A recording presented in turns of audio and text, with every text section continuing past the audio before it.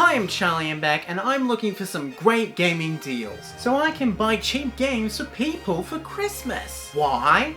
Because why not? Why do you care? Nintendo games never go down in price. You're just gonna come out and say that? If we look at the price of Spider-Man Miles Morales, specifically the PS5 version, it launched at $95 Australian. Now if we look at the price, this thing just can't stop being on sale. Almost every single PlayStation and Xbox game goes on sale incredibly quickly, whether it be due to Black Friday, Christmas sales, Boxing Day sales, if you're Starfield at EB Games. There's no point in buying these games when they come out, just wait for a sale. Sometimes you get pity sales like Spider-Man 2 going from $125 to $99, which was the price the entire time it was on Amazon, but most of the time these sales are the best time to buy these games if you're looking for a physical copy of the game. Now, you want a Nintendo published game? Sure. Well, let's take a look at the Nintendo Switch's premier 3D Mario game, Super Mario Odyssey. A technical marvel for Nintendo standards. An incredible game all about exploring, releasing in October 2017 for $79.95. What's the price now?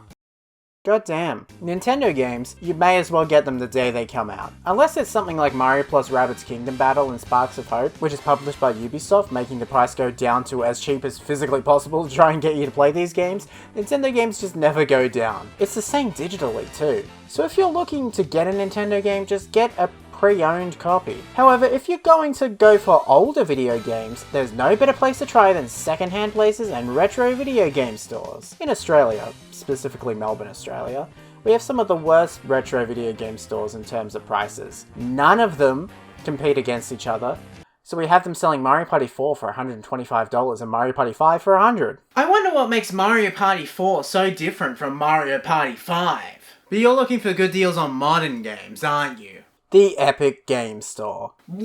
Look, I know the Epic Game Store is, well, the Epic Game Store, but if you're looking for a good gaming deal, you should really check this store every once in a while. The Epic Game Store is always giving away free games. Look, not all of them are that great, but from Epic Games I've gotten some great games like the Batman Arkham games, Grand Theft Auto 5, multiple Assassin's Creed games, Among Us, Alan Wake, all 3 BioShock games, Borderlands 3, XCOM 2, the new Tomb Raider trilogy, Cave Story Plus, Roller Coaster Tycoon 3, and Football Manager 2020.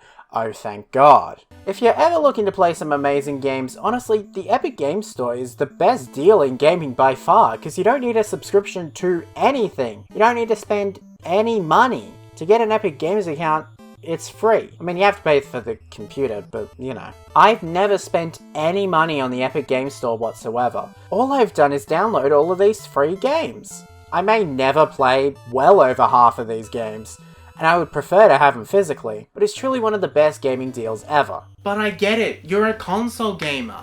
And do you want to know how I get by? PlayStation Plus.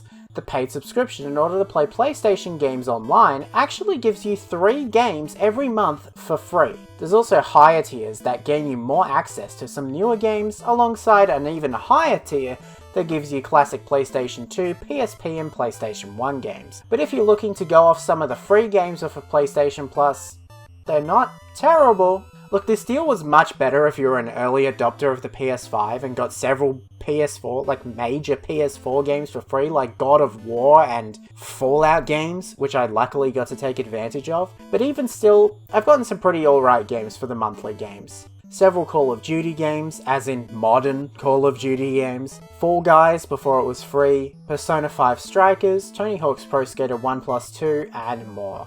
It's not the best deal in gaming, and to be honest, you're probably better off going for one of the higher subscription levels. But hey, this isn't so bad either. Okay, but the Xbox Game Pass, you can't really compete. I have my personal gripes with the Game Pass, taking away from buying physical copies of the games and instead getting them delivered on the platform the day they come out, making buying physical copies of Xbox games almost completely pointless.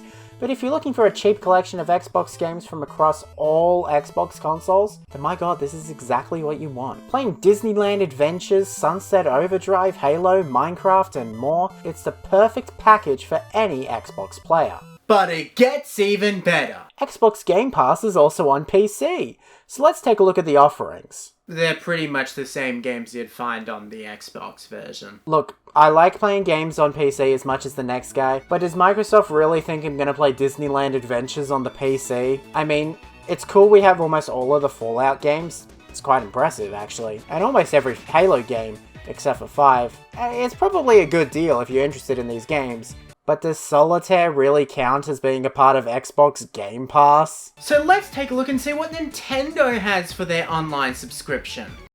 Oh.